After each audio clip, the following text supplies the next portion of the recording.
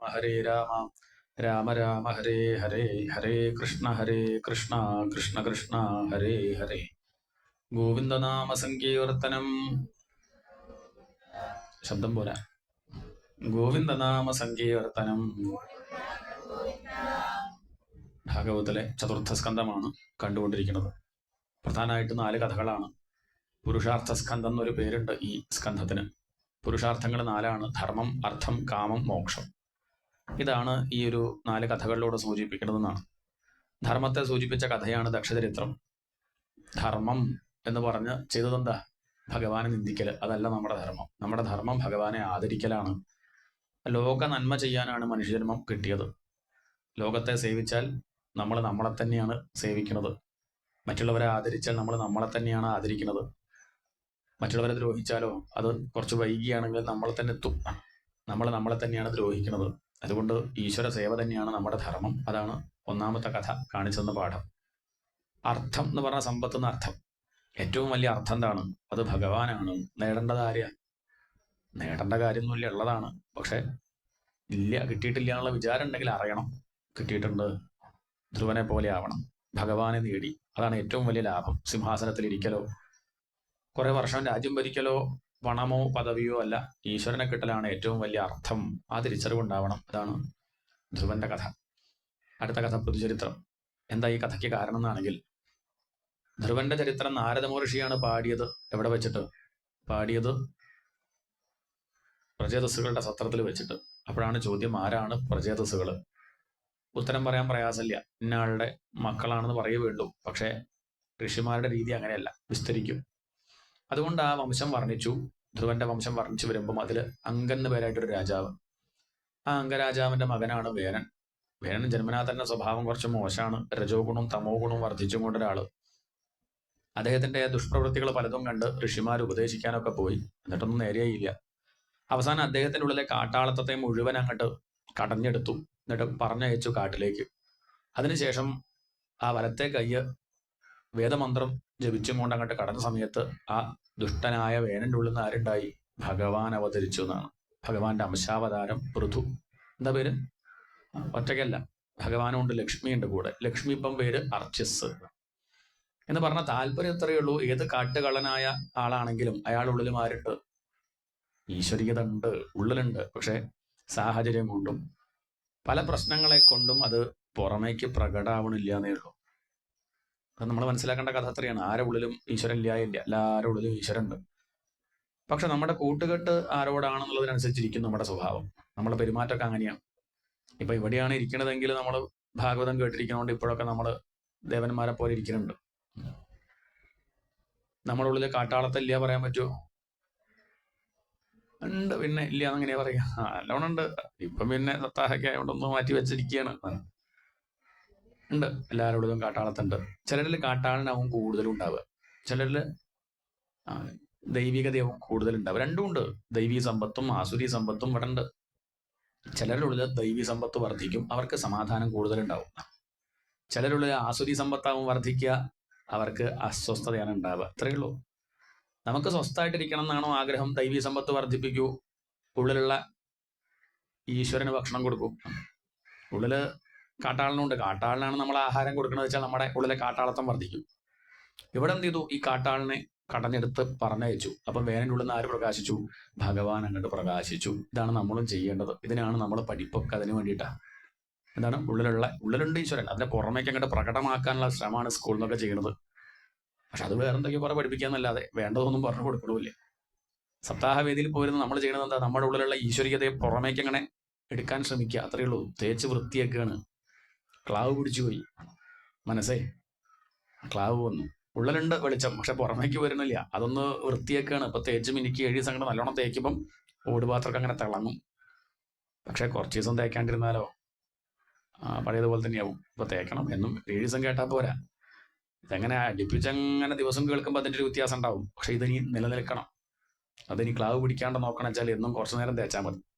എന്നും തേക്കുന്നുണ്ടെങ്കിൽ വലിയ അധ്വാനം ഉണ്ടാവില്ല.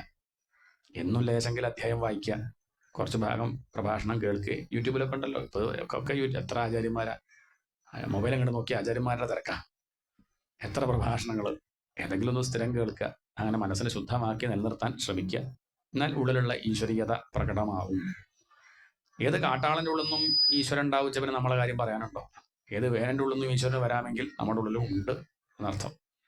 ഏതായാലും പൃഥുവും അർച്ചിസും വിഷ്ണു ഭഗവാൻ ലക്ഷ്മിദേവിയും ആണെന്ന് മനസ്സിലാക്കി ഋഷീശ്വരന്മാർ സ്തുതിച്ചു. പൃഥുവിനെ രാജാവാക്കി. രാജാവിൻ്റെ ധർമ്മം പ്രജകളെ പാലിക്കലാണ്.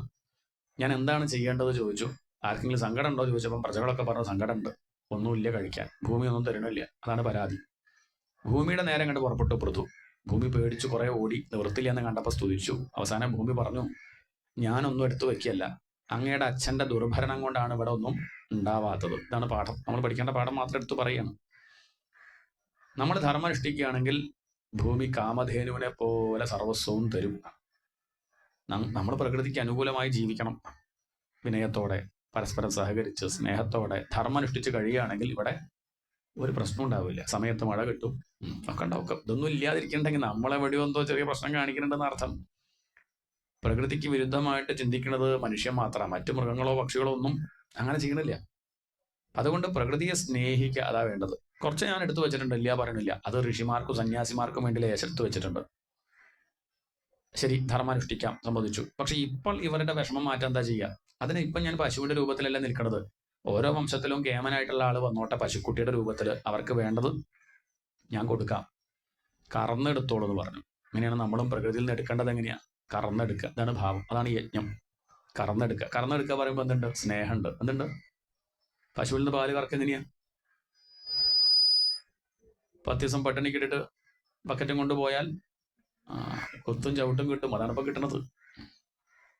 നേരെ മറിച്ച് സ്നേഹത്തോടെ അതിന് ധാരാളം തിന്നാൻ കൊടുക്കുക, നല്ല വർത്തമാനമൊക്കെ പറയുക, അടുത്ത് പോയിരിക്കുക. അങ്ങനെ സ്നേഹിച്ച് തലോടിയും കൊണ്ടൊക്കെ ആണെങ്കിൽ ധാരാളം പാലാര് തരും? പശു തരും. ഇതുപോലെയാണ് പ്രകൃതി. അതിന് നമ്മൾ സ്നേഹിക്കുകയാണെങ്കിൽ, വിനയത്തോടു കൂടി ഇവിടെ കഴിയുകയാണെങ്കിൽ ധാരാളം നമുക്ക് വേണ്ടതൊക്കെ നടന്നോളും. അതാണ് കഥ കാണിച്ചിരുന്നത്.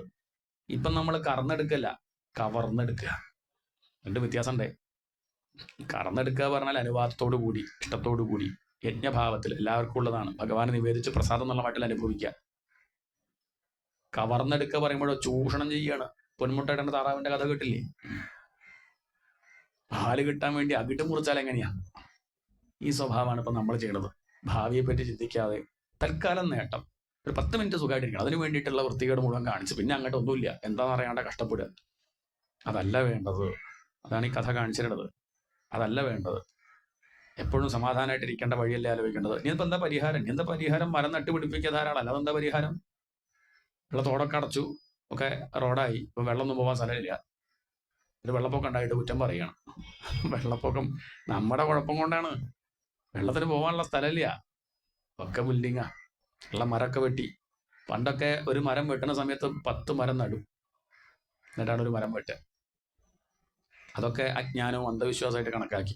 മരം മുറിക്കുമ്പോൾ അടുത്ത് പോയിട്ട് പ്രാർത്ഥിക്കുകയൊക്കെ ചെയ്യും. മുറിക്കണ 2 ദിവസം മുന്നേ പോകും. എന്നിട്ട് അവിടെ ആശാരിയുടെ വക പ്രാർത്ഥനയൊക്കെ ഉണ്ട്. നിവൃത്തിയില്ലാണ്ടോട്ടോ മുറിക്കണത്. മരത്തിനോട് പറയുക, പക്ഷികളൊക്കെ ഉണ്ടെങ്കിൽ പോണേ, നിങ്ങൾ വേറെ വീട് അന്വേഷിച്ച് പോയിക്കോളൂ, ഇത് നിവൃത്തിയില്ല, വീടുണ്ടാക്കാനാ, എന്ത് ചെയ്യും, 2 ദിവസം അവധി തരാ, പോണേ എന്നൊക്കെ പറഞ്ഞ് പൂജയൊക്കെ കഴിക്കും. ആ ഒരു ഭാവം നോക്കൂ.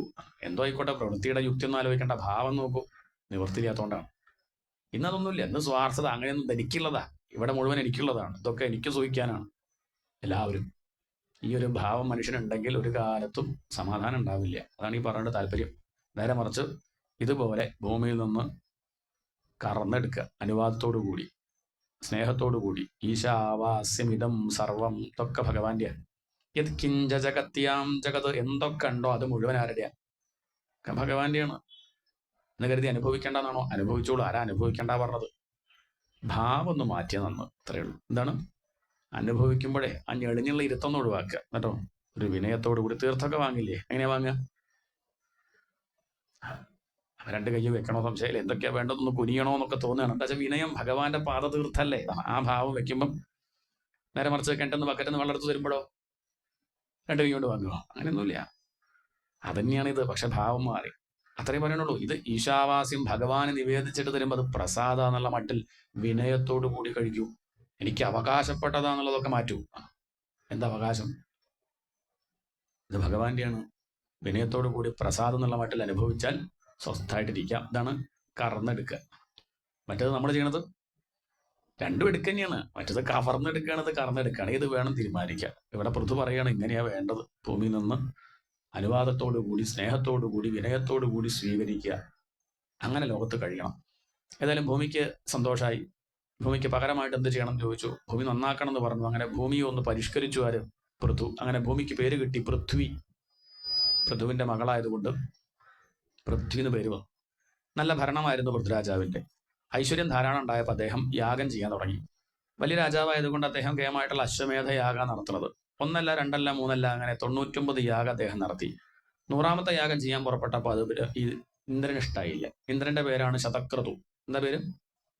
ശതം എന്ന് പറഞ്ഞാൽ 100 എന്ന അർത്ഥം, ക്രതു എന്ന് പറഞ്ഞാൽ യാഗം എന്ന അർത്ഥം. 100 യാഗം ചെയ്താൽ മനുഷ്യൻ ഇന്ദ്രനാവാം. നമുക്ക് ഇന്ദ്രനാവണമെന്ന് മോഹം ഉണ്ടെങ്കിൽ എന്ത് വേണം? യാഗം ചെയ്താൽ മതി. എത്ര യാഗം? 100 യാഗം ചെയ്താൽ നമുക്ക് ഇന്ദ്രനാവാം. നമുക്ക് പിന്നെ അങ്ങനെ മോഹമില്ലാത്തതുകൊണ്ട് ചെയ്യണില്ല, അത്രയേ ഉള്ളൂ. അങ്ങനെ 100 യാഗം ചെയ്താൽ ഇന്ദ്രനാവും. ഇത് ആർക്കും ഇഷ്ടമല്ല. ഇന്ദ്രന് ഇഷ്ടമല്ല മനുഷ്യർ യാഗം ചെയ്യണത്. കാരണം 100 തന്റെ പോസ്റ്റ് പോവില്ല എന്നുള്ള വിചാരമാണ്. അതുകൊണ്ട് ഇവിടെ സൽക്കർമ്മങ്ങൾ ചെയ്യാൻ പുറപ്പെടുമ്പോൾ ആര് വന്ന് മുടക്കും? ഇന്ദ്രൻ വന്ന് മുടക്കുന്ന പറയുക. ഇന്ദ്രൻ എന്നൊക്കെ കഥയിൽ പറയുമെങ്കിലും അർത്ഥം മനസ്സിലായിക്കോളും. മനുഷ്യ മനസ്സിന്റെ പ്രതീകമാണ് ഇന്ദ്രൻ. നല്ല കാര്യങ്ങൾ ചെയ്യാനൊക്കെ ആദ്യം ഉത്സാഹിക്കുമെങ്കിലും കുറച്ചു കഴിഞ്ഞാൽ ആ മനസ്സൻ എന്ത് പറയും? വേണ്ട. എന്താണ്? വേണ്ട. മഹാത്മ്യം കൊണ്ട് കേട്ടപ്പോൾ വിചാരിച്ചു എന്നാ പിന്നെ എല്ലാ ദിവസവും വരണം എന്നൊക്കെ, ഇല്ലേ? നേരത്തെ വരണം. അദ്ദേഹം പറഞ്ഞൊക്കെ കാര്യം നേരത്തെ വന്നതൊക്കെ കേൾക്കണം, മനസ്സിലാക്കൊക്കെ വേണ്ടതാ. ശരിയാണ്, ഇങ്ങനെയൊക്കെ ജീവിച്ചാൽ മതി. മുഴുവൻ സമയം കേൾക്കണം ഭാഗവതം. 7 ദിവസമല്ലേ ഉള്ളൂ, വേണ്ടതാ എന്നൊക്കെ ആര് പറഞ്ഞു? മനസ്സ് പറഞ്ഞു. രാവിലെ ആയപ്പോൾ എന്ത് പറഞ്ഞു മനസ്സ്? എന്തിനാ അത്ര നേരത്തെ പോകണം? നമ്മളെയാണോ ഏൽപ്പിച്ചത്? തിരുമേനിയല്ലേ? നമ്മൾ പോയില്ലെങ്കിൽ ആകാശം ഇടിഞ്ഞു വീഴുവോ? പോയില്ലെങ്കിൽ ഇപ്പൊ എന്താ? ആരാത് പറഞ്ഞത്? ആ മനസ്സന്നെ. നോക്കൂ, ശതക്രതുർണം അമൃഷേ. ഇന്ദ്രനത് ഇഷ്ടം. നിങ്ങളെ കാര്യമല്ല പറഞ്ഞിട്ടു, എന്നും വരുന്നവരല്ല, അതല്ല പറയണത്. അത് ഇന്ദ്രനെ ജയിച്ചവരാണ് ഈ വന്നിരിക്കുന്നത്. ആ ഇന്ദ്രനെയും ജയിച്ചിട്ട് വന്നതാ. പക്ഷെ എല്ലാവർക്കും അത് പറ്റില്ല. ഇന്ദ്രൻ തന്നെ വന്ന് മനസ്സന്നെ വന്ന് പറയും വേണ്ട, പോണ്ട, എന്തെങ്കിലുമൊക്കെ പറഞ്ഞ് മുടക്കും. നല്ല കാര്യമാകുമ്പോഴേ അങ്ങനെ ചെയ്യുള്ളൂ. മോശം കാര്യം വിചാരിച്ചു പോകും. ഒരു മുടക്കൂല്ലാതെ 41 ദിവസം മുടക്കല്ലാണ്ട് കലശപ്പ് പോയിട്ട് കുടിക്കണം വിചാരിക്കരുത്. അങ്ങനെയല്ല. വിചാരിച്ച ഇനിയിപ്പോ കാല് പൊട്ടി കിടക്കാച്ച ഓട്ടോറിക്ഷ വിളിച്ച് വന്ന് കൊണ്ടുപോയി കുടിപ്പിച്ച് തിരിച്ചു കൊണ്ടുവരും. നല്ല കാര്യം വിചാരിച്ചു നോക്കും. എങ്ങനെയെങ്കിലും എപ്പോഴെങ്കിലും എന്തെങ്കിലും മുടക്കം വന്ന് തരാവില്ല. ഇത് പ്രകൃതിയുടെ ഒരു പ്രശ്നമാണത്. നല്ലതിന് പുറപ്പെട്ട നല്ല പ്രയാസ കഴിച്ചു കൂട്ടി നല്ല കുഴപ്പമില്ലാണ്ട് മുന്നോട്ട് എത്തിക്കണം വെച്ചാൽ നല്ല പ്രയാസ. മോശം കാര്യങ്ങൾക്ക് അങ്ങനെയില്ല, അതങ്ങനെ നടന്നോളും. ഇവിടെ യാഗം ചെയ്യാൻ പുറപ്പെട്ടപ്പോൾ ഇന്ദ്രൻ വന്ന് മുടക്കി. പലതവണ വന്നു, പല വേഷം കെട്ടി വന്ന് ഇന്ദ്രൻ കുതിരയെ കൊണ്ടുപോവുകയാണ്. ഇത് ആവർത്തിച്ചപ്പോൾ ഇന്ദ്രനെ മനസ്സിലായി. പൃഥ്വിരാജാവ് എണീറ്റു. ഋഷിമാർ പറഞ്ഞു എണീക്കണ്ട, ഞങ്ങൾ കൊണ്ടുവരാം. ഇന്ദ്രനല്ലേ കൊണ്ടുപോയത്, മതി. ഇന്ദ്രന്റെ മന്ത്രം നിശ്ചയുണ്ടല്ലോ, അവര് മന്ത്രം കണ്ട് ജപിച്ചു. ആവാഹിക്കാൻ പുറപ്പെട്ടപ്പം ഇന്ദ്രന് തന്നെ ആരോ പിടിച്ചു വലിക്കും പോലെ ഇന്ദ്രൻ വേഗം ബ്രഹ്മലോകത്തേക്ക് ഓടി ബ്രഹ്മാവിന്റെ സിംഹാസനം കണ്ട് പിടിച്ചു. ഇവര് സ്വാഹ എന്ന് പറഞ്ഞാൽ ഇന്ദ്രനും സിംഹാസനും ബ്രഹ്മാവും ഹോമകുണ്ടത്തിൽ വീഴുന്നായി. ബ്രഹ്മാവ് അവിടെ വെച്ച് പറഞ്ഞു, നോക്കൂ, എന്തിനാ പൃഥ്വിരാജാവ് എങ്ങനെയൊക്കെ കഷ്ടപ്പെടുത്തുന്നു? എന്താ അങ്ങയുടെ പ്രശ്നം? എന്തിനാ ഇപ്പൊ എന്നെയൊക്കെ ഇങ്ങോട്ട് വിളിച്ചു വരുത്തി? അദ്ദേഹം പറഞ്ഞു, ബ്രഹ്മാവിനെ വിളിച്ചില്ല, ഇന്ദ്രനെ ഇങ്ങോട്ട് വരുത്തേണ്ടായത്. കൂടെ വന്നതാണ് ആര്? ബ്രഹ്മാവൊക്കെ. അവിടെ വെച്ച് ബ്രഹ്മദേവൻ പൃഥുവിനോട് പറയാണ്, അല്ലയോ പൃഥ്വിരാജാവേ, ഇനി പറയണതാ കേൾക്കേണ്ട കേട്ടോ. അതിനാണ് ഈ കഥയൊക്കെ പറയണത്. കഥാരൂപത്തിൽ തത്വങ്ങൾ ബോധിപ്പിക്കുകയാണ്. ഈ ഇന്ദ്രനോട് ഞാൻ പറഞ്ഞാൽ പോലും വെറുതെ നേരെ പോകാന്നേ ഉള്ളൂ. ഇന്ദ്രനൊന്നും ശ്രദ്ധിക്കില്ല, എനിക്കറിയാം. അദ്ദേഹത്തോട് പറഞ്ഞിട്ടൊരു കാര്യമില്ല. അതുകൊണ്ട് ഞാൻ അങ്ങയോട് പറയട്ടെ, അങ്ങ് എന്തിനാ യാഗം ചെയ്യണത്? പൃഥ്വിരാജാവ് പറഞ്ഞു, ഭഗവാൻ സന്തോഷിക്കാൻ. എന്താണ്? ഭഗവാൻ സന്തോഷിക്കാനാണെങ്കിൽ അങ്ങ് യാഗം ചെയ്യണമെന്നൊന്നുമില്ല. അങ്ങയുടെ പ്രവൃത്തി കൊണ്ട് തന്നെ വൈകുണ്ഠനാഥൻ സന്തോഷിച്ചിരിക്കുകയാണ്. 99 യാഗമായില്ലേ, നിർത്തിക്കൂടെ? ഭഗവാൻ സന്തോഷമായിട്ടുണ്ട്, നിർത്തിക്കൂടെ? നിർത്താം. പിന്നെ താൻ ഈ യാഗം ചെയ്യുമ്പം ഈ ഇന്ദ്രൻ അസൂയ കൂടിക്കൂടി വരിക. അതില്ലാണ്ടേക്കാൻ ബ്രഹ്മാവായ ഞാൻ വിചാരിച്ചാലും സാധിക്കില്ല. അതുകൊണ്ട് നിർത്തിക്കോളൂ, മതി. 99 മതി എന്ന് പറഞ്ഞപ്പോൾ ഒരു വിഷമം തോന്നിയില്ല ആർക്ക്? പൃഥ്വിരാജാവിന്. അദ്ദേഹം അവിടെ ഇങ്ങോട്ട് നിർത്തി. അടുത്ത് വന്ന് ഇന്ദ്രനോട് പറഞ്ഞു, തനിക്ക് അസൂയ ഉണ്ടാവേണ്ടത് ഞാൻ മനസ്സിലാക്കിയില്ലട്ടോ. അത് മനസ്സിലാക്കി നേരത്തെ നിർത്തിയായിരുന്നു. ഞാൻ ഈ പ്രവൃത്തി ചെയ്യുമ്പോൾ എല്ലാവരും സന്തോഷിക്കണ്ടാവും, എല്ലാവർക്കും സമാധാനമൊക്കെ ചെയ്തതാ. തനിക്കിതൊരു ബുദ്ധിമുട്ടായിട്ട് തോന്നുന്നുണ്ടെങ്കിൽ ആർക്ക് വേണം ഇന്ദ്രപദവി? ഞാൻ ഈ യാഗം ചെയ്തത് ഇന്ദ്രനാവാൻ മോഹിച്ചിട്ട് തൻ്റെ കസേര കിട്ടണമെന്ന് കരുതിയിട്ടൊന്നുമല്ല. എനിക്കിപ്പോൾ ഒരു കുറവുമില്ല. ഇവിടെ സമാധാനമായിട്ടിരിക്കുക, ഭഗവാൻ സന്തോഷിക്കണം എന്ന് മാത്രമേ ഉള്ളൂ കേട്ടോ. എന്നും പറഞ്ഞ സമയത്ത് ഇന്ദ്രൻ അങ്ങോട്ട് കുറവായി തലങ്ങോട്ട് താഴ്ത്തി. ആണ് ഇന്ദ്രന്റെ കഥ. ഈ ഒരു പ്രകൃതം കണ്ടു ഭഗവാൻ വലിയ സന്തോഷം തോന്നി. ഈ പൃഥുവിനെ കാണണമെന്ന് മോഹം ആർക്ക്? വിഷ്ണു ഭഗവാന്. എന്താ കാരണം? യാഗം ചെയ്തപ്പോഴും അത് മുടങ്ങിയപ്പോഴും മനസ്സിനൊരു ചലനമില്ല. നടക്കുമ്പോഴും സന്തോഷം, മുടങ്ങിയപ്പോൾ അദ്ദേഹത്തെ കണക്കാക്കി നന്നായി എന്തായാലും മുടങ്ങിയത്. 99 യാഗം ചെയ്തു, 100ാമത് ചെയ്യാൻ പറ്റിയില്ല. നമുക്കാണെങ്കിലോ ഇന്നും കൂടെ ഇങ്ങോട്ട് കഴിഞ്ഞാൽ 100 വരുന്നു. അതാണ് അത് മുടങ്ങി. അദ്ദേഹത്തിനോ നന്നായി. എന്താ കാരണം? 100 കഴിച്ചാൽ 100 യാഗം ചെയ്തവൻ എന്നൊരു അഭിമാനം ആർക്കുണ്ടാവും? ഉണ്ടാവില്ലേ? ഇല്ലേ? ഇല്ല. നമുക്കൊക്കെ അങ്ങനെ അഭിമാനമില്ലേ? ഇല്ല. സപ്താഹമൊക്കെ അടുപ്പിച്ച് 2 ദിവസം കേട്ടാളാ ഞാൻ. നാളെയും കൂടി കേട്ടാൽ 3 ദിവസം കേട്ടാളാ ഞാൻ. 7 ദിവസം കേട്ടാൽ അടുപ്പിച്ച് ഞാൻ മുഴുവൻ കേട്ടിട്ടുണ്ട്. അടുത്ത കൊല്ലം കേട്ട 2 കൊല്ലം ഞാൻ. എന്നിട്ട് അഹന്തയ്ക്ക് വല്ല കുറവുണ്ടോ? അതില്ല. പിന്നെ എന്താ കാര്യം? അതൊരു അഭിമാനമായി മാറും. അതാ കുഴപ്പം. ചില അങ്ങനെ ഉണ്ട്, മുടങ്ങാണ്ട് ഗുരുവായൂർ പോയി തൊടാറുണ്ട് ഞാൻ. ഇപ്പൊ നമ്മളോട് എന്തിനെ പറഞ്ഞു ചോദിച്ചാൽ ചോദിക്കണം. അഭിമാനം അത് തിരക്കടില്ലേ, മറ്റത് അപേക്ഷിച്ച് നോക്കുമ്പോൾ നല്ലതാ. പക്ഷെ അതും എന്താണ്? അതും ഒരു അഭിമാന, സാത്വികാഭിമാനം എന്ന് പറയും. അതും ഭഗവാനെ കിട്ടാൻ തടസ്സമാണ്. ഞാൻ വലിയ യോഗ്യനാണ്, ഞാൻ വലിയ ദാനശീലനാണ്, ഞാൻ മറ്റുള്ളവരെ പോലെ, ഞാനൊരു കേമനാണ്, ഞാൻ പരമസാത്വികനാണ്. ഈ ഭാവം എന്താണ്? ഞാൻ എല്ലാ ഏകാശിയും നോൽക്കാറുണ്ട്. ഞാനേ തിരുമേനിക്കറിയോ? എനിക്കറിയണ്ട. ഏകാശി നോൽക്കണ്ടോ? അതൊക്കെ ഗുരുവായൂരപ്പനെ അറിഞ്ഞാൽ മതി അല്ലേ? വേറെ ആരാ പറയണ്ടു? അതൊരു അഭിമാനമായിട്ട് മാറും. നന്നായി. മുടങ്ങിയോണ്ട് ആ അഭിമാനം ഇല്ലാണ്ട് കഴിഞ്ഞു. അല്ലെങ്കിൽ ഇപ്പൊ താൻ 100 യാഗം ചെയ്തവെന്നൊരു അഭിമാനം ഉണ്ടാവില്ലേ എന്ന് അതും ആ മുടങ്ങിയത് പോലും നല്ലതായിട്ട് കണക്കാക്കാൻ ആർക്കാ സാധിക്കും? എങ്ങനെയൊക്കെ? അതാണ് അദ്ദേഹത്തിന്റെ സമചിത്തവർത്തിത്വം. മനസ്സിനെ എങ്ങനെ സമമാക്കി നിർത്താനുള്ള ആ ഒരു കഴിവ്, അത് ഭഗവാൻ ഇഷ്ടപ്പെട്ടു. വിഷ്ണു ഭഗവാൻ അദ്ദേഹത്തിന് മുന്നിൽ പ്രത്യക്ഷപ്പെട്ടു. എന്ത് വരാ പൃഥ്വിരാജാവേ വേണ്ടു ചോദിച്ചു. അദ്ദേഹം പറഞ്ഞു ഒന്നും വേണ്ട, ഒന്നും ആവശ്യമില്ല. എന്ത് ഒരാഗ്രഹം എനിക്കില്ല. അങ്ങനെയല്ല, എന്തെങ്കിലും ഒന്ന് ചോദിക്കണം. അല്ല, ഒന്നും ആവശ്യമില്ല. അതല്ല, എന്തെങ്കിലും ഒന്ന് അങ്ങ് ചോദിക്കണം നിർബന്ധം പറഞ്ഞ സമയത്ത് അദ്ദേഹം പറഞ്ഞു അങ്ങനെയാണെങ്കിൽ ഒരു വരം തന്നേക്കും. എനിക്കൊന്നും മോഹമില്ല, തുച്ഛങ്ങളായിട്ടുള്ള കാര്യങ്ങൾ ഞാൻ ചോദിക്കൂല. കാരണം എനിക്ക് അതൊക്കെ അത്രയേ ഉള്ളൂ, നിശ്ചയുണ്ട്. അങ്ങേപോലെ ഒരു മഹാത്മാവിനെ കണ്ടിട്ട് ഞാൻ തുച്ഛങ്ങളായിട്ടുള്ള കാര്യം ചോദിക്കുക പറഞ്ഞാൽ അതൊരു മോശമാണ്. ഞാൻ ഒന്നേ ചോദിക്കുന്നുള്ളൂ, ഏറ്റവും വിലപ്പെട്ട കാര്യം. എന്താ അത്? മഹത്തമാന്തർഹൃദയാൻ മുഖച്യുതോ വിധത്സ്വ കർണായുധമേഷമേവര. എന്താണ്? മഹാത്മാക്കൾ അങ്ങയുടെ കഥകൾ പല ദിക്കിലും ഇരുന്ന് പറയുന്നുണ്ട്. അതെല്ലാം കൂടി കേൾക്കാൻ എനിക്ക് സാധിക്കുന്നില്ലല്ലോ, ഈ ഭരണത്തിന്റെ തിരക്കൊണ്ടേ. അതുകൊണ്ട് സപ്താഹവേദിയിൽ പോയിരുന്ന ഈശ്വര കഥകൾ കേൾക്കാനുള്ള അവസരം എനിക്ക് ഉണ്ടാക്കി തരുമോ എന്ന് ആര് ചോദിക്കുക? നമ്മൾ ചോദിച്ചിട്ടൊന്നുമില്ല, അതിന് വന്നിരിക്കാൻ പറ്റണില്ലേ? ഭഗവാന്റെ കാരുണ്യം നോക്കും. അദ്ദേഹം ചോദിക്കുകയാണ്, മഹത്തമാന്തർഹൃദയാൻ മുഖച്യുതോ വിധത്സ്വ കർണായുധമേഷമേവര. മഹാത്മാക്കള് അങ്ങേ ഹൃദയത്തിൽ അനുഭവിച്ച് അത് പുറമേക്ക് വൈഖരിയായിട്ട് പുറമേക്ക് വരുമ്പം ആ ഗംഗ, ഭാഗവത ഗംഗ, കുടിക്കാൻ പാകത്തിന് 1000 സ്വർണ്ണ ചഷകങ്ങളാകുന്ന ചെവികൾ തന്ന് അനുഗ്രഹിക്കുവോ? എത്ര ചെവികൾ? 10,000 കണക്കിന് ചെവികൾ എന്ന് പറഞ്ഞാൽ എന്താ കഥ? മേലാസകലം ചെവിയാണോ? അല്ല, അത്രയ്ക്ക് ശ്രദ്ധ തരുമോ ആണ്. ഭക്തന്മാരുടെ ഒപ്പം ഇരുന്ന് ഈശ്വര കഥകൾ കേൾക്കാനുള്ള ഒരു അവസരം എനിക്ക് ഉണ്ടാക്കി തരൂ. അതുണ്ടെങ്കിൽ വഴി തെറ്റില്ല. അതാണ് ഈ ജീവിതം. ഇടയ്ക്ക് ചില തീരുമാനം എടുക്കാനൊക്കെ നമ്മൾ മടിക്കും. ചില തീരുമാനങ്ങൾ എടുക്കുന്നത് അബദ്ധാവും ഇതൊക്കെ സംഭവിക്കണം എന്തുകൊണ്ടാണ്? ഈശ്വര വിചാരം ഇല്ലാത്തതുകൊണ്ടാണ്.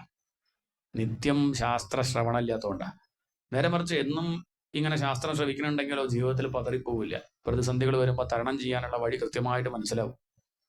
അതുകൊണ്ട് നിത്യം ശാസ്ത്ര ശ്രവണം, ഈശ്വര കഥകൾ കേൾക്കാൻ എനിക്ക് അവസരം ഉണ്ടാവണേ എന്ന് പറഞ്ഞു. അങ്ങനെ ആവട്ടെ എന്ന് പറഞ്ഞ് അനുഗ്രഹിച്ചു.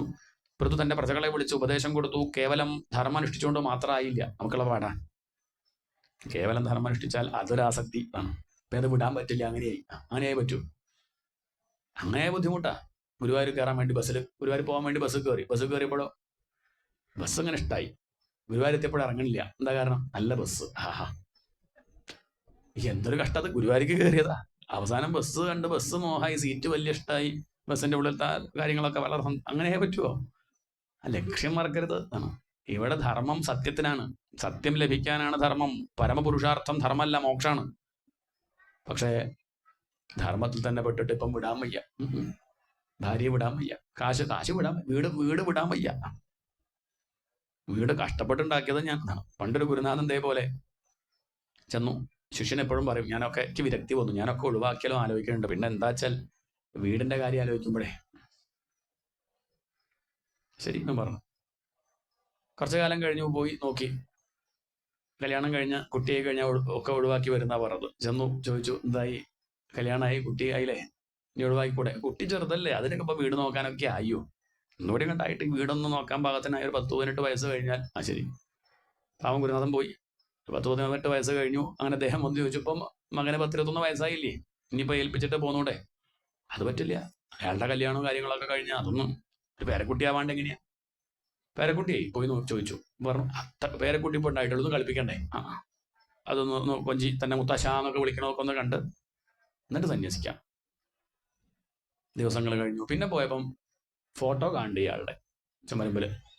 ആ മകനോട് ചോദിച്ചു, അല്ല അച്ഛനെവിടെ വരാൻ പറഞ്ഞിരുന്നു? അച്ഛൻ പോയി, 2 കൊല്ലം മുന്നേ പോയി എന്ന് പറഞ്ഞു.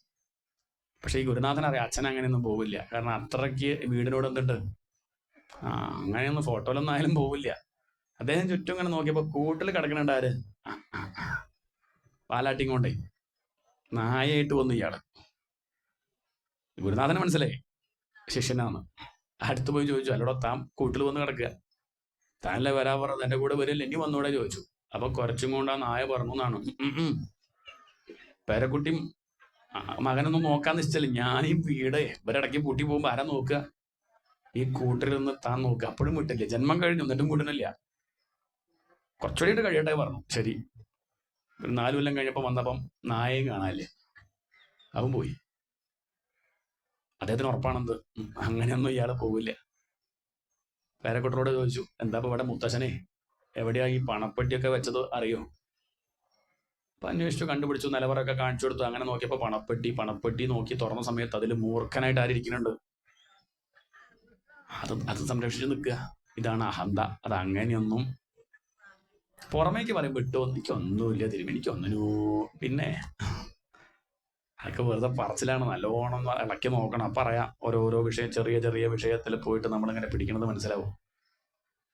അവസാനം 2 അടിയും കണ്ട് കൊടുത്തു മൂർഖൻ എന്നാണ്. അത് തോളിലിട്ട് ആര് പോയി? ഗുരുനാഥൻ ശിഷ്യനെയും കൊണ്ട് അങ്ങോട്ട് പോയി എന്നാണ്. ഇനി നിനക്ക് അടി തന്നെ വരണം, അതല്ലാണ്ട് ഇന്ന് താൻ ഈ പ്രപഞ്ചത്തിന്റെ നിസ്സാരത ബോധ്യപ്പെടില്ല. അതുകൊണ്ട് കേവലം ധർമാനുഷ്ഠാനം കൊണ്ട് മാത്രം ഈശ്വരനെ കിട്ടില്ല, സമാധാനം ഉണ്ടാവില്ല. ആ ധർമ്മം ഈശ്വരാർപ്പണമായിട്ട് ചെയ്യുമ്പോഴേ, അല്ലെങ്കിൽ അതൊരു ആസക്തിയായിട്ട് മാറും. ഞാൻ വലിയ ധർമ്മിഷ്ഠനാണ്, ബലിക്കുള്ള അഹങ്കാരം പോലെ, ഞാൻ വലിയ ദാനശീലനാ, അതൊരു അഹങ്കാരമായിട്ട് മാറില്ലേ. എനിക്ക് ഇങ്ങനെയൊക്കെ ചെയ്യാൻ സാധിക്കുന്നത് ഭഗവാന്റെ കാരുണ്യം കൊണ്ടാണ് എന്നേ പറയാവൂ. അതാണ് വ്യത്യാസം. അതുകൊണ്ട് മോക്ഷമാണ്, മുക്തിയാണ്, ആനന്ദമാണ് നമ്മുടെ ലക്ഷ്യം. അല്ലാതെ വെറുതെ ധർമ്മം ചെയ്ത് ഇങ്ങനെ കഴിയാന്നുള്ളതല്ല.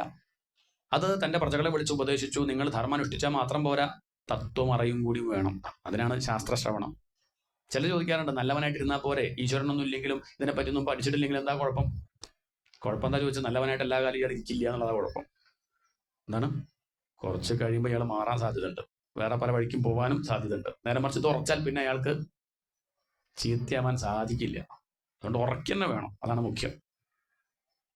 നന്മ കൊണ്ട് മാത്രം, എന്ത് നന്മ തിന്മ ഈശ്വരനെ അറിയുക, അതാണ് മുഖ്യം.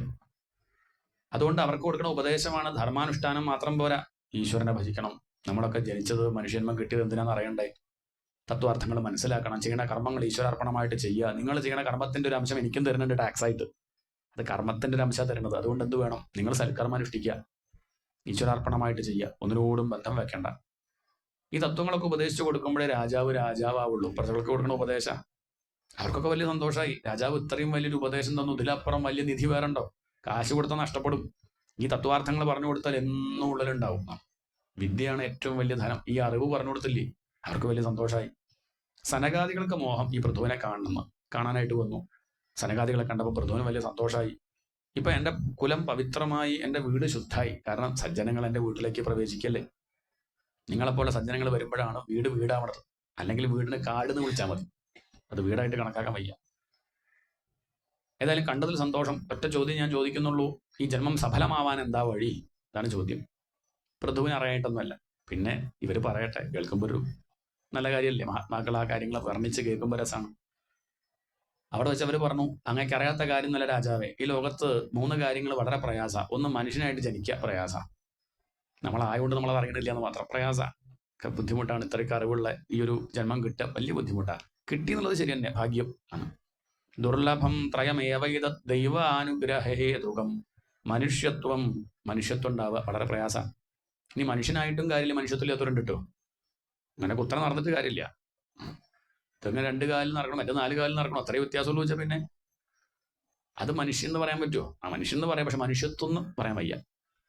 മനുഷ്യത്വം, മുമുക്ഷുത്വം, അടുത്തതെന്താ? നേരെയാവണം എന്നുള്ള വിചാരം. ഇത് പ്രപഞ്ചം ദുഃഖമാണ്, ഇവിടുന്ന് എങ്ങനെയും രക്ഷപ്പെടണം, നേരെയാവണം, എപ്പോഴും സമാധാനമായിട്ടിരിക്കണം. തൽക്കാലം പോരാ, എപ്പോഴും സമാധാനമായിട്ടിരിക്കണം. ഈ വിചാരം എത്ര പേർക്കുണ്ട്? വളരെ കുറച്ച് പേർക്കേ ഉള്ളൂ. അതാണ് മുക്തിയോടുള്ള താല്പര്യം, മുമുക്ഷുത്വം. ഇനി ആ വിചാരം ഉണ്ടെങ്കിലും അതിനുള്ള സാഹചര്യം, അവസരം എത്ര പേർക്ക് കിട്ടാറുണ്ട്? എത്ര പേര് മോഹിച്ചിരിക്കുന്നുണ്ട്, പക്ഷെ സാധിക്കുന്നില്ല. ആ അവസരമാണെന്ത്? സത്സംഗം. മഹാപുരുഷ സംശ്രയ, മഹാപുരുഷന്മാരെ കാണാൻ സാധിക്കുക, സത്ശാസ്ത്രം കേൾക്കാൻ സാധിക്കുക. ആയുസ് കുറച്ചല്ലേ ഉള്ളൂ, അതിനുള്ളിൽ മഹാത്മാക്കളെ കാണാൻ സാധിക്കലും തത്വാർത്ഥങ്ങൾ കേൾക്കാൻ സാധിക്കലും ഒക്കെ വളരെ പ്രയാസമായിട്ടുള്ള കാര്യം. അങ്ങേക്കത് കിട്ടിയല്ലോ. അതുകൊണ്ട് ലോകത്തിൽ ഏറ്റവും വലുതെന്ത് ചോദിച്ചാൽ ഞങ്ങൾ പറയും സംഗമഃ ഖലു സാധൂനാം. സാധുക്കളായിട്ടുള്ള സംഗമമാണ് ലോകത്തിലെ ഏറ്റവും വലിയ നിധി, സംശയമില്ല.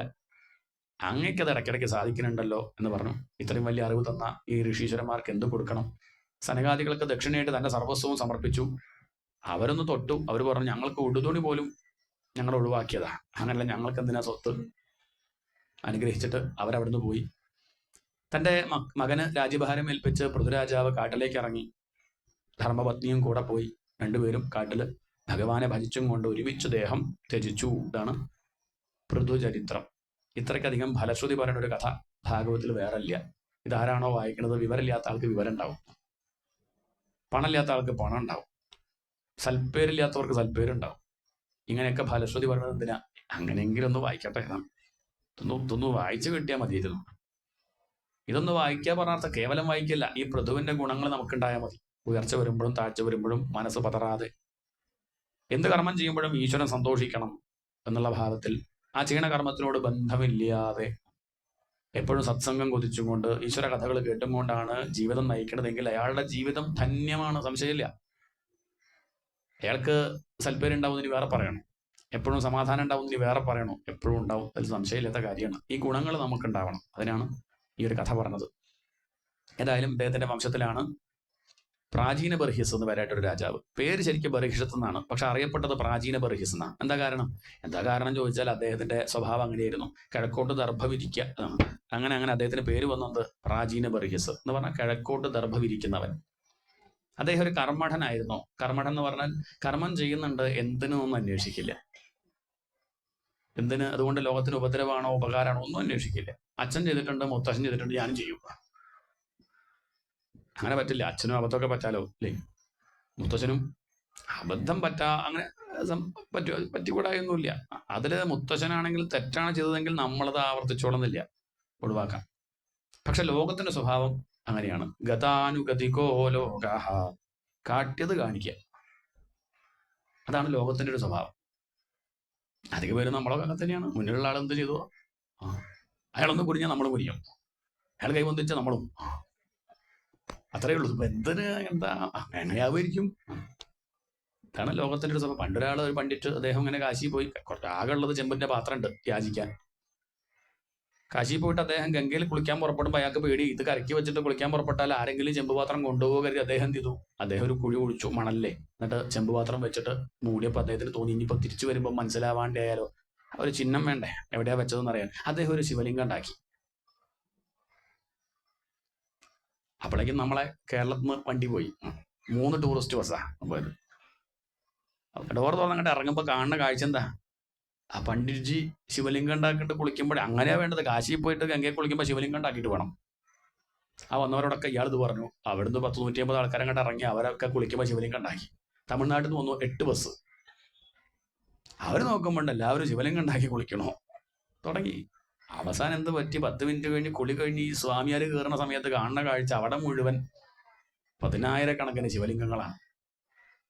അദ്ദേഹം തലയെ കൈ വെച്ച് പറയാണ്, ഈ വിഡ്ഢികളെ കൊണ്ട് തോറ്റു. ഇവര് കാരണം ഇപ്പൊ എന്തുണ്ടായി ചോദിച്ചാൽ, നഷ്ടം മേ താമ്രഭാജനം, എന്റെ ആ ചെമ്പുപാത്രം പോയി എന്നല്ലാണ്ട് ഇപ്പൊ എന്തുണ്ടായി? ഇതിലേതിലാണ് ഇപ്പൊ എന്റെ ചെമ്പുപാത്രം? ഇതാണ് ലോകത്തിന്റെ കഥ. കാണിച്ചത് കാണിക്കും, യുക്തിയൊന്നും അന്വേഷിക്കില്ല.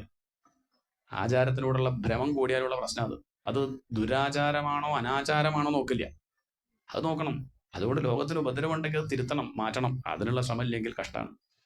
അതാണ് ഇപ്പോൾ ഈ കഥയുടെ താല്പര്യം. പണ്ടൊരു നമ്പൂരി ശ്രാദ്ധ കൂട്ടുകയാണ്. ശ്രാദ്ധ കൂട്ടുമ്പോൾ എടുത്തു വെക്കും, തേനും നെയ്യൊക്കെ എടുത്തു വെക്കുമ്പോൾ പൂച്ച വന്ന് നക്കും.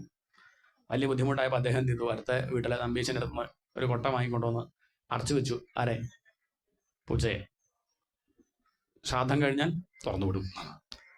അവിടെ പൂച്ചയെ പൊടുത്ത് ഒഴിവാക്കാനൊന്നും വയ്യല്ലോ, അത് വന്ന് നക്കാണ്ടിരിക്കാൻ വേണ്ടി അടച്ചു വെക്കും. ഇതിപ്പം ആ കുട്ടി കാണുന്നുണ്ടേ, ഇയാളെ കുട്ടി കുറച്ചു കാലം കഴിഞ്ഞു, അച്ഛനൊക്കെ മരിച്ചു. പിന്നെ കുട്ടി ശ്രാദ്ധ കൂട്ടേണ്ട അവസ്ഥ വന്നപ്പോൾ എന്താ ഉണ്ടായിച്ചാൽ അപ്പൊ പൂച്ച അവിടെ ഇല്ല. അപ്പൊ എന്ത് ചെയ്യും, നമ്പീശൻ്റെ അടുത്ത് നിന്ന് പൂച്ചയും കൊട്ടയും കൊണ്ടുവരും, എന്നിട്ട് അടച്ചു വെക്കും. കാരണം കുട്ടി വിചാരിച്ചത് എന്താ, ശ്രാദ്ധ കൂട്ടുമ്പോൾ എന്ത് വേണം, പൂച്ച അടച്ചു വെക്കണം. അപ്പോൾ പിന്നെ പൂച്ച വേണ്ടേ, അത് അതിന്റെ ഭാഗമാണെന്ന് വിചാരിച്ചു. ഇങ്ങനെയൊക്കെ പലതും വന്നു കൂടിയുണ്ട്. നമ്മുടെ ആചാരത്തിന്റെ പലതും അതിന്റെ ഭാഗമാണെന്ന് വിചാരിക്കും. സപ്താഹത്തിൽ തന്നെ അങ്ങനെ ഉണ്ട് കേട്ടോ, ഓരോന്ന് ഭാഗമാണെന്ന് വിചാരിച്ചവരുണ്ട്.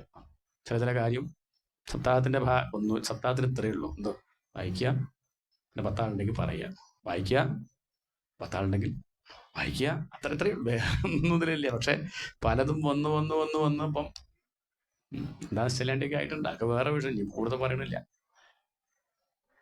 ഗതാനുഗതിക്കോ ലോകഃ, ഇതാണ് ലോകത്തിന്റെ കഥ. അങ്ങനെ അങ്ങോട്ട് കള വന്നു കഴിഞ്ഞാൽ വിള മനസ്സിലാവാണ്ട പോകും. എത്തിക്കണ്ണി അങ്ങോട്ട് പിടിച്ചാൽ പിന്നെ നമ്മൾ മാവ് കാണില്ല. ഇലക്ക് എത്തിക്കണ്ണി അങ്ങനെ വന്നാൽ ബുദ്ധിമുട്ടാണ്. വസ്തു അങ്ങോട്ട് നഷ്ടപ്പെട്ടു, വേറെ എന്തിൻ്റെയോ പിന്നാലെ അങ്ങോട്ട് പോയി കഴിഞ്ഞാൽ പ്രയാസം ഉണ്ടാവുക, വഴി മാറിപ്പോകും. അത് ശ്രദ്ധിക്കണം. ഇവിടെ അദ്ദേഹത്തിന് അങ്ങനെ പറ്റി. അദ്ദേഹത്തിന്റെ യാഗം എന്ന് പറഞ്ഞ ജന്തുക്കളെ കൊന്നുകൊണ്ടാണ്, ഹോമിക്കുകയാണ്. ഈശ്വരപ്രീതി. എന്താ ഉദ്ദേശം? ഭഗവാൻ സന്തോഷിക്കുക. ജന്തുക്കൾ അങ്ങനെ ഹോമിക്കുന്നു. അദ്ദേഹത്തിന്റെ മക്കളാണ് പ്രചേതസ്സുകൾ. 10 പേരാ, ഒരേ ഛായ, ഒരേ സ്വഭാവം. എന്നാ പിന്നെ ഒരേ പേര് വിട്ടു, ഇനി വേറെ വേറെ പേരിടണ്ട. എന്തോ ഭാഗ്യം, അവർക്ക് സത്സംഗം തരായി. അവര് നേരെ ഭഗവാനെ തപസ് ചെയ്യാനായിട്ട്, പ്രത്യക്ഷപ്പെടുത്താനായിട്ട് അങ്ങോട്ട് പോയി. ഗുരുവായൂരിലെത്തി. ഇവിടെ ചിറയിൽ തപസ് ചെയ്യാണ് അവര്. അവരെ കണ്ട സമയത്ത് വിഷ്ണുഭക്തന്മാരെ മനസ്സിലാക്കിയപ്പോൾ അമ്പിയൂരപ്പന് വലിയ മോഹം, ഒന്ന് പോയി കാണണം. അങ്ങനെയാണ് മഹാദേവൻ പോയി കണ്ടു. നിങ്ങൾ വിഷ്ണുഭക്തന്മാരല്ലേ, നിങ്ങളെ കാണാൻ എനിക്ക് വലിയ സന്തോഷമായിട്ടോ, വലിയ സന്തോഷമാണ്. ഞാനൊരു ഭക്തനാ. ആരാണ്? ഞാനും ഒരു വിഷ്ണുഭക്തനാണ്. ഭഗവാനെ എങ്ങനെയാ ഭജിക്കേണ്ടതെന്ന് ഇഷ്ടമുണ്ടോ? അങ്ങനെ വർണ്ണിച്ചു കൊടുത്തു. സ്നിഗ്ധപ്രാവൃട് ഘനശ്യാമം, ഇതാണ് ഭഗവാന്റെ ധ്യാനം, വിഷ്ണു ഭഗവാന്റെ ധ്യാനം. നീലമേഘ ശ്യാമളനാണ്, ശംഖചക്ര ഗദാധാരിയാണ്. അങ്ങനെ പരമശിവൻ ഉപദേശിച്ചു കൊടുത്ത ഗീതമാണ് രുദ്രഗീതം. ആരെ പറ്റിയാ പറഞ്ഞത്?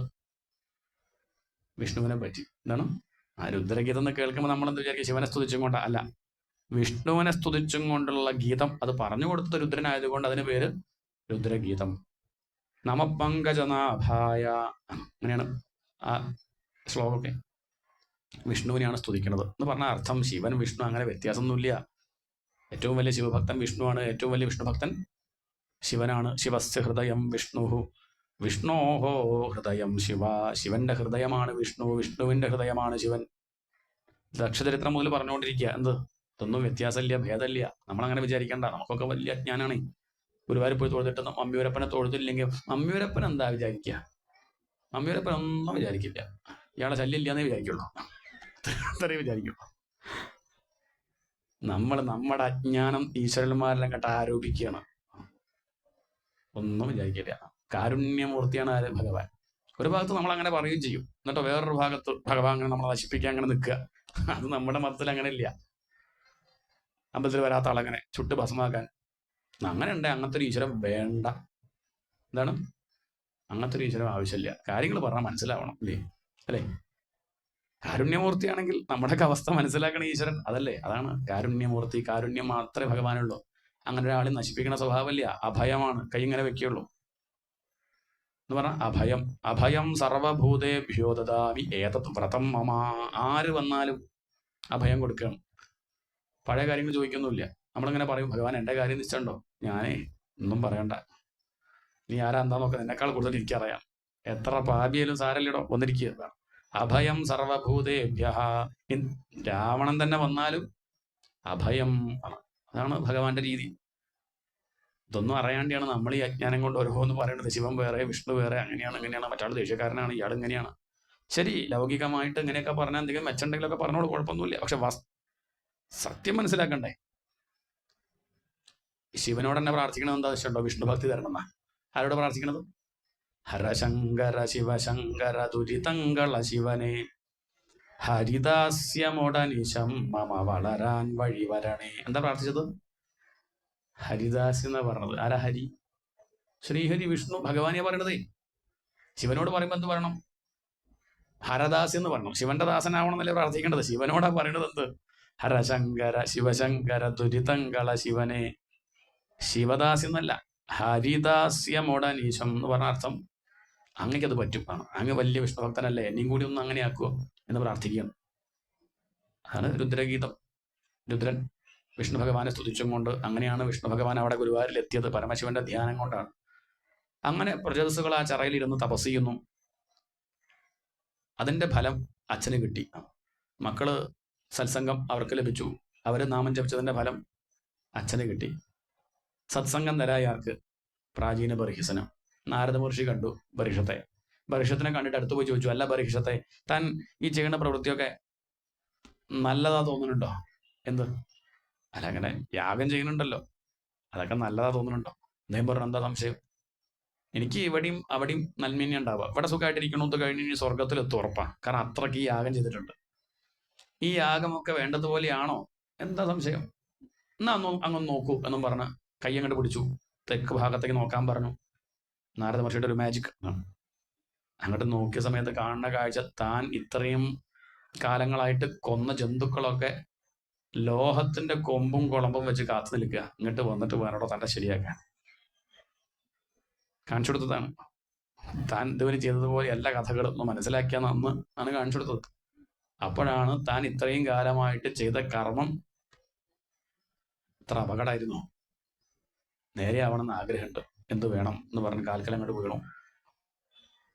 ഒരു സാത്വികനാണെങ്കിൽ കാര്യം പറഞ്ഞു കൊടുത്താൽ മനസ്സിലാവും. ജ്ഞാനം ഉപദേശിച്ചാൽ ബോധ്യാവും. പക്ഷെ കർമ്മഠന്മാർക്ക് ജ്ഞാനം ഉപദേശിച്ചാൽ ഉറങ്ങി വീഴുള്ളൂ, അവർ കേൾക്കില്ല. കാരണം അത് കേൾക്കാനുള്ള ആ മനസ്ഥിതി അവർക്കില്ല. അപ്പൊ എന്ത് ചെയ്യും? എന്നാൽ പറയാനുള്ള കാര്യം കഥാരൂപത്തിൽ പറയാം എന്ന് കരുതി ജ്ഞാനം കഥാരൂപത്തിൽ വർണ്ണിക്കുകയാണ്. തത്വമസി എന്ന മഹാവാക്യം കഥാരൂപത്തിൽ പറയാണ് പുരഞ്ജനോപാഖ്യാനം. രാജാവേ, അങ്ങേക്ക് രക്ഷപ്പെടണം എന്ന് ആഗ്രഹം ഉണ്ടെങ്കിൽ ഞാൻ ഈ പറയണ കഥ ഒന്ന് അങ്ങ് ശ്രദ്ധിച്ച് കേട്ടാൽ മതി. പണ്ട് അങ്ങയെപ്പോലൊരു രാജാവ് ഉണ്ടായിരുന്നു, പേര് പുരഞ്ജനൻ. എന്താണ്? പുരഞ്ജനൻ. അങ്ങയുടെ ഹോബി യാഗം ചെയ്യലല്ലേ? ഇയാളുടെ ഹോബി എന്താ വെച്ചിട്ടുണ്ടോ? വീട് വയ്ക്കൽ. ഓരോരുത്തർക്കും ഓരോ ഭ്രാന്ത്. എന്തെങ്കിലും ഭ്രാന്ത് എല്ലാവർക്കും ഉണ്ടാവും. ഓരോരുത്തർക്കും ഓരോന്നാവുന്നു മാത്രം.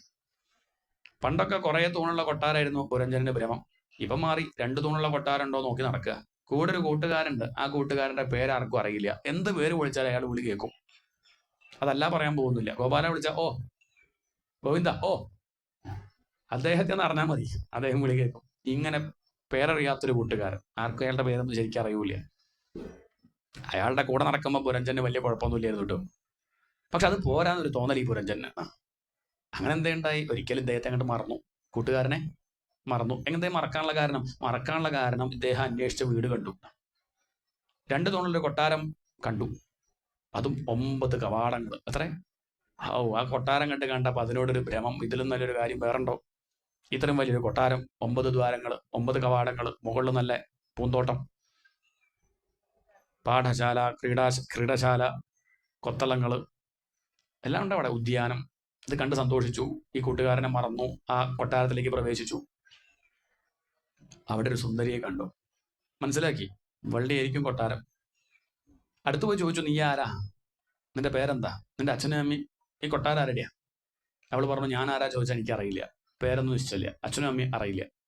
ഒന്ന് ഞാൻ പറയാം, കൊട്ടാരം എന്റെയാ, മതി, അത്രേ അറിയണ്ടു. അല്ല, മറ്റതൊക്കെ ചോദിച്ചു എന്നുള്ള കൂട്ടത്തിൽ ഉദ്ദേശം ഈ കൊട്ടാരം ഇവളുടെ ആണോ എന്ന് അറിയൽ മാത്ര. ഉടനെ ചോദിച്ചു, അങ്ങനെയാണെങ്കിൽ എനിക്ക് നിന്നെ ഇഷ്ടമായിട്ടുണ്ട്, നീ എന്നെ വിവാഹം കഴിക്കുമോ? എന്നാ ഈ കൊട്ടാരം ആരുടെയും കൂടിയാവും, തൻ്റെയും കൂടിയാവുമല്ലോ. അവൾ പറഞ്ഞു, ശരി, ഞാൻ തയ്യാറാണ്.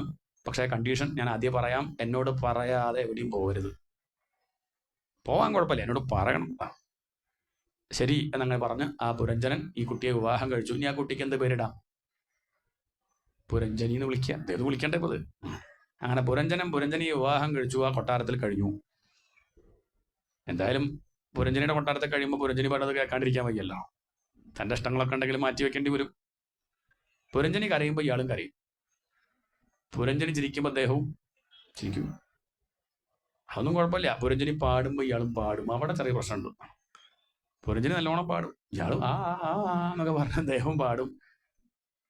ചുരുക്കം പറഞ്ഞാൽ ക്ലൈബിയാത് ക്രീഡ മൃഗോ യഥാ. ചഞ്ചലാക്ഷിമാർ വീടുകളിൽ പൂക്കൂ കുഞ്ചിരാമനായാടുന്നിതു ചിലർ. ഇങ്ങനെ ആ പുരഞ്ജനി പറയണതും കേട്ട് അദ്ദേഹം അങ്ങനെ അതിനനുസരിച്ച് അങ്ങനെ നടക്കാൻ തുടങ്ങി. ശരിയാണ്, കുറച്ചു കാലമൊന്നും വലിയ കുഴപ്പമുണ്ടാവില്ല.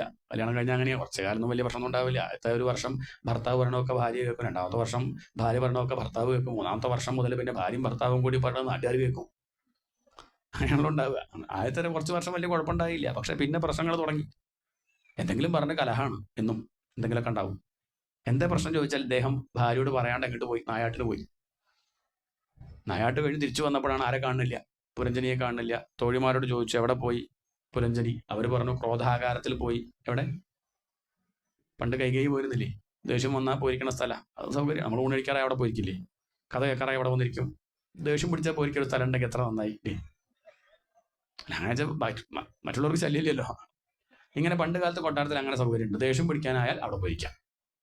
അങ്ങനെ ക്രോധാകാരത്തിലാണെന്ന് പറഞ്ഞപ്പോൾ തന്നെ രാജാവിന് കാര്യം മനസ്സിലായി. അദ്ദേഹം വേഗം പോയി 2 പട്ടുസാരി വാങ്ങി, ഭീമയെ പോയി 2 നെക്ലേസ് വാങ്ങി. എന്താ ഇപ്പം നമുക്ക് ഇഷ്ടാവാൻ ഇഷ്ടമില്ലല്ലോ. അങ്ങനെ എല്ലാം കൊണ്ടുപോയി കാൽക്കലം കണ്ട് വെച്ച് തൊഴുതങ്ങോട്ട് നമസ്കരിച്ചു. എന്താ ഇപ്പം പ്രശ്നം, എന്താ ഇങ്ങനെ പണങ്ങിയിരിക്കണം, എന്താ കാര്യം, ഞാൻ എന്ത് തെറ്റ് ചെയ്തു എന്നൊക്കെ ചോദിച്ച് കാൽക്കൽ വീണു. അവൾ മിണ്ടണില്ല. അങ്ങനെ പറഞ്ഞാൽ കാര്യം മനസ്സിലാവും.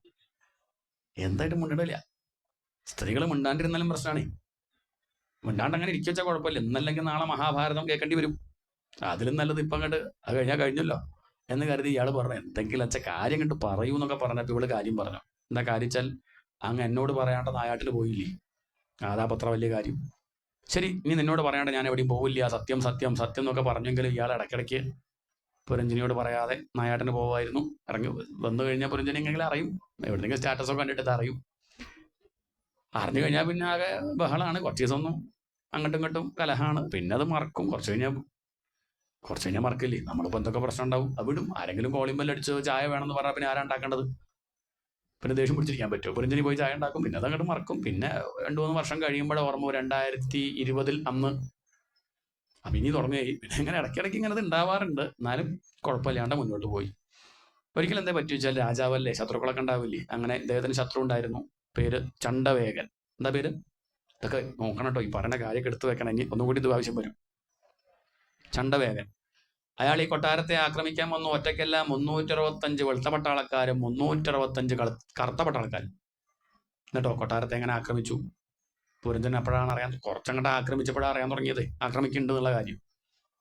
കുറെ നോക്കി കൊട്ടാരത്തെ രക്ഷിക്കാൻ പറ്റിയില്ല. പെയിന്റ് പോയി, അദ്ദേഹം പെയിന്റ് അടിച്ചു കൊട്ടാരത്തിന്. പിന്നെ ഇഷ്ടിക വീണുണ്ട്, അത് കൊണ്ടുപോയി ഇനി വെക്കും, വേറെ ഇഷ്ടിക കൊണ്ടുപോയി വെക്കും, ഒക്കെ നടക്കുന്നുണ്ട്. പക്ഷെ പറ്റണില്ല, തളർന്നു. അവസാനം എന്ത് പറ്റി ചോദിച്ചാൽ, ഒരു കല്യാണം കൂടി കഴിച്ചു. അല്ലെങ്കിൽ തന്നെ വയ്യാണ്ട് പ്രായമായിട്ടുണ്ട്, അപ്പോഴാണ് ഇദ്ദേഹം ഒരു കല്യാണം കൂടി കഴിച്ചു. ആരെയാ കഴിച്ചത് അതറിയണ്ടേ? കാലകന്യ. എന്താ പേര്? കാലന്റെ മകളാ. അവളെ ആരും വിവാഹം കഴിക്കാറില്ല, കാരണം ഇവളെ കഴിച്ചാൽ ആര് വരും വീട്ടിലേക്ക്? വിരുന്നിന് വരും അമ്മായിച്ച. കാലിനെ വീട്ടിലേക്ക് വരുന്നത് ആർക്കാ ഇഷ്ടം? അപ്പൊ അതുകൊണ്ട് ആരും ഇവളെ കഴിക്കണില്ല. അങ്ങനെ ഇവളെ ആരെ കഴിച്ചു? പുരഞ്ജനം മോഹിച്ചിട്ടല്ല. പുരഞ്ജനി ഈ കാലകന്യ പുരഞ്ജന്റെ അടുത്ത് അങ്ങോട്ട് പോയി പിന്നിലൂടെ വന്ന് കഴുത്തിൽ മാലിട്ടു. മാലിട്ടപ്പോഴാണ് വിവാഹം കഴിച്ച കാര്യം അറിയണത്, ഈ പുരഞ്ജനൻ അറിയണത്. വീണു. പിന്നെ നടക്കണമെങ്കിൽ വടി വേണമെന്നായി, പേപ്പർ വായിക്കണമെങ്കിൽ കണ്ണട വേണമെന്നായി, ചെവി കേൾക്കില്ല, വലിയ കഷ്ടമാണ് സ്ഥിതി. പിന്നെ കുറേശ്ശെ പണ്ടത്തെ കാര്യം മാത്രമേ ഓർമ്മയുള്ളൂ. മനുഷ്യന്റെ അവസ്ഥ ഈ പറയണതേ എന്തേ ഓർമ്മയുള്ളൂ? ഒറ്റ കാര്യം ഓർമ്മയുള്ളൂ, പുരഞ്ജനി. എന്താണ്? നാവുന്നതേ വരുള്ളൂ. നാരായണ നാരായണ എന്നല്ല, പുരഞ്ജനി പുരഞ്ജനി പുരഞ്ജനി പുരഞ്ജനി. അവസാനം അദ്ദേഹം മരിച്ചു. എന്ത് പറഞ്ഞിട്ടാ മരിച്ചത്? പുരഞ്ജനിക്ക് ആരുണ്ട്? പുരഞ്ജനിക്ക് ആരെങ്കിലും ഉണ്ടാവും? എനിക്ക് ആരാളുള്ളത് നല്ല ആലോചിക്കേണ്ടത് ആണ്. അദ്ദേഹം വിഷയവിചാരത്തോടു കൂടി മരിച്ചു. അതുകൊണ്ട് എന്തേ ഉണ്ടായി? അടുത്ത ജന്മത്തിൽ സ്ത്രീയായി ജനിച്ചു. എന്താണോ അവസാനം നമ്മൾ വിചാരിക്കുന്നത്, പ്രബലമായ വാസന, കൂടുതലും ചിന്തിക്കുന്നത് ഏത് വിഷയത്തോടാണോ ആ വിഷയമായിട്ടാണ് അടുത്ത ജന്മം ഉണ്ടാവുക. അത് പൂർണ്ണാക്കട്ടെ, അതിനുവേണ്ടി വരും. സ്ത്രീയായി ജനിച്ചു, എന്തോ ഭാഗ്യം എന്ന് പറയട്ടെ. മലയധ്വജൻ എന്ന ഭക്തനെ വിവാഹം കഴിച്ചു. കുറച്ച് മക്കളൊക്കെ ഉണ്ടായി. അവസാനം മലയധ്വജൻ എല്ലാം വിട്ട് കാട്ടിൽ പോയപ്പോൾ കൂടെ ആരും പോയി? ഈ സ്ത്രീയും പോയി. മലയധ്വജൻ ധ്യാനത്തിലിരുന്ന് തൻ്റെ ദേഹം ത്യജിച്ചു. അപ്പൊ ചെറിയൊരു വിഷമമുണ്ട്, ഭർത്താവ് മരിച്ചില്ലേ. ചതയൊരുക്കി അങ്ങനെ അവിടുന്ന് കരയാണ്. അങ്ങനെ കരയണ സമയത്താണ് അവിടേക്ക് ആര് വന്ന്, ഒരു ബ്രാഹ്മണൻ വന്നു. എന്നിട്ട് ചോദിച്ചു, നീ ആരാ? നിനക്ക് എന്നെ അറിയോ? കാത്വം, നിനക്കറിയോ എന്നെ? ഞാൻ ആരാ നിനക്ക് നിശ്ചയുണ്ടോ? കാത്വം കസ്യാസി കോവായം ശയാനോ യസ്യ ശോചസി. നീ എന്തിനെങ്ങനെ കരയണത്? കരയാൻ മാത്രം ഇപ്പം എന്താ അവിടെ ഉണ്ടായത്? ആ എരിയണത് ആരാ?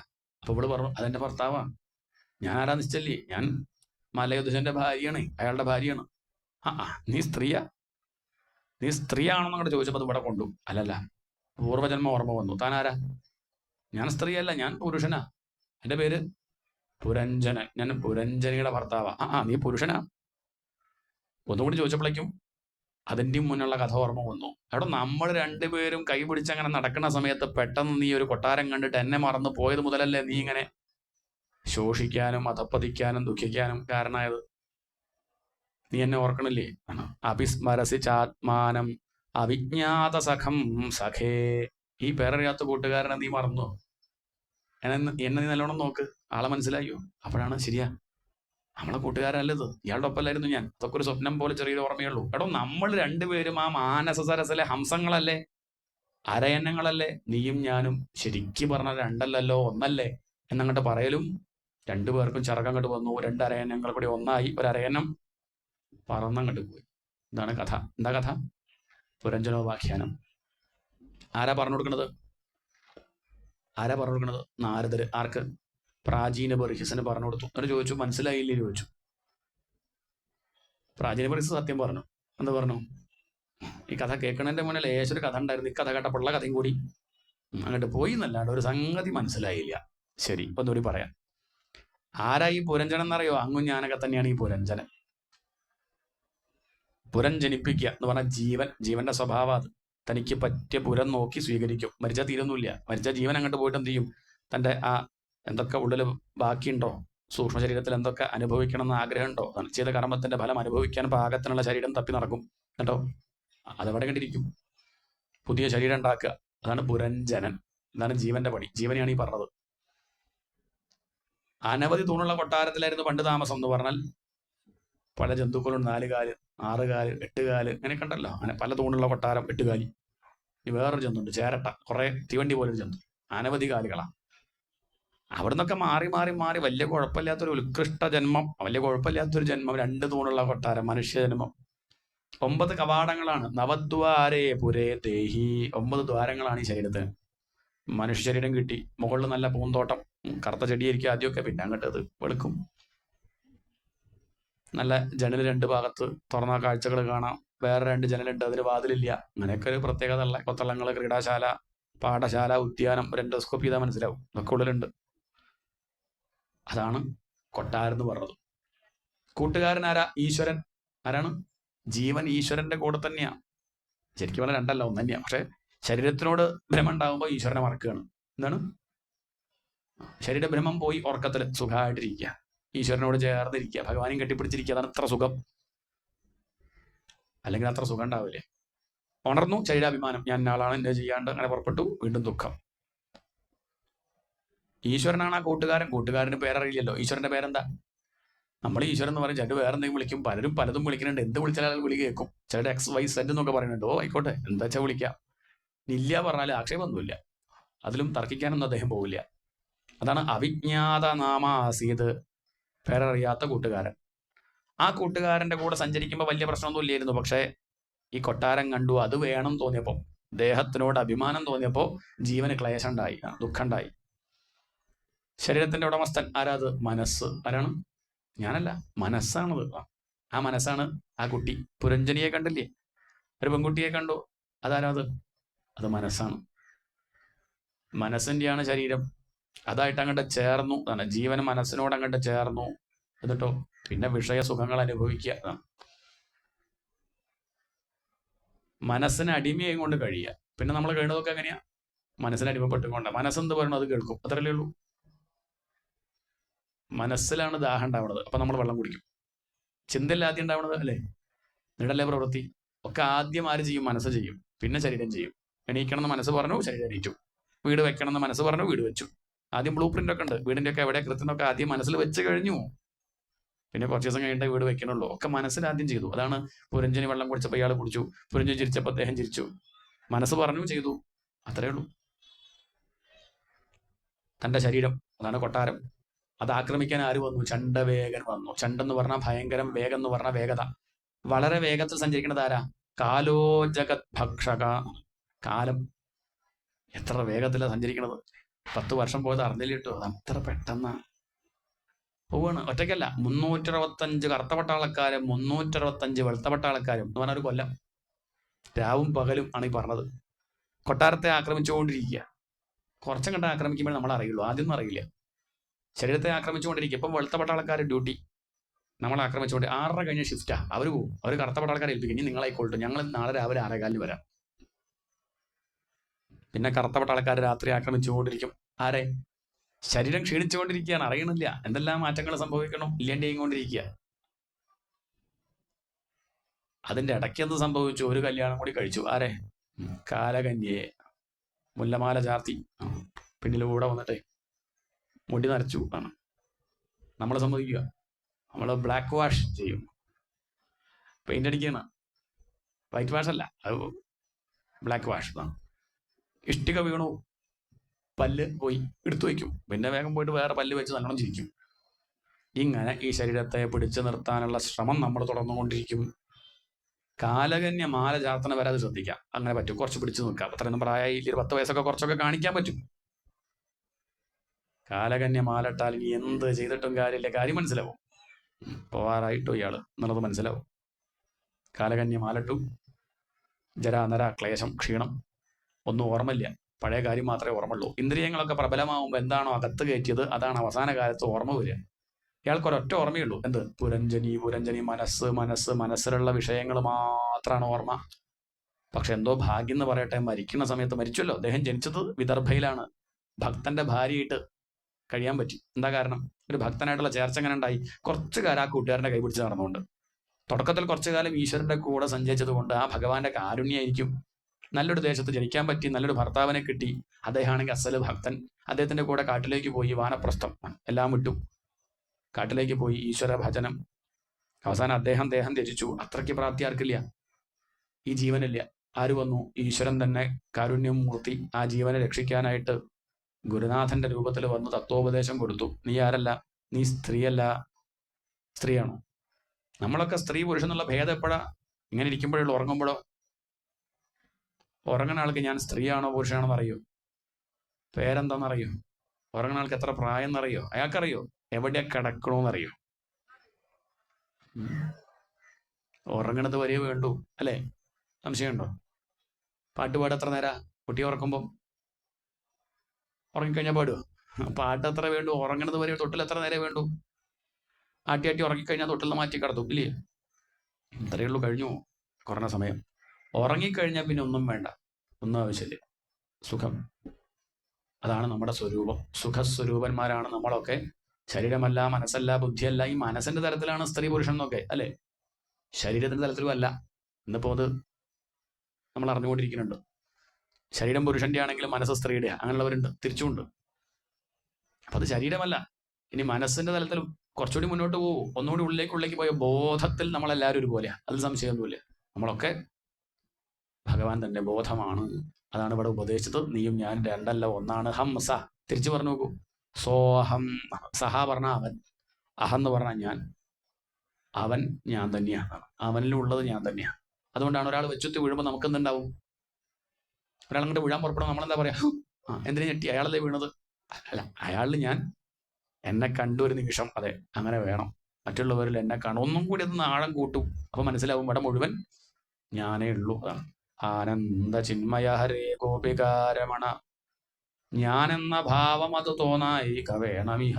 ഒന്നെങ്കിൽ ഞാൻ എന്നുള്ള ഭാവം ഉണ്ടാവരുത്, അഥവാ ഉണ്ടാവുന്നുണ്ടെങ്കിൽ തോന്നുന്നതാകിൽ അഖിലം ഞാൻ ഇതെന്ന വഴി തോന്നേണമേ വരദ നാരായണായ നമ. എല്ലാം ഞാൻ തന്നെ. ഇവിടെ മാത്രം ഒതുക്കണ്ട, ഈ ശരീരത്തിൽ മാത്രം ഒതുക്കണ്ട, എല്ലാവരിലും ഇരിക്കണം ഞാൻ തന്നെയാണ് എന്നുള്ള ഭാവമായാലോ അയാൾ മുക്തൻ. അയാളെ കൊടുക്കാൻ ആർക്കും സാധിക്കില്ല. അതാണ് തത്വമസി. ആ ബ്രഹ്മം, ആ തത്വം, ആ ആനന്ദം പുറമേ നല്ലടോ, നിന്നിൽ തന്നെയാണ്.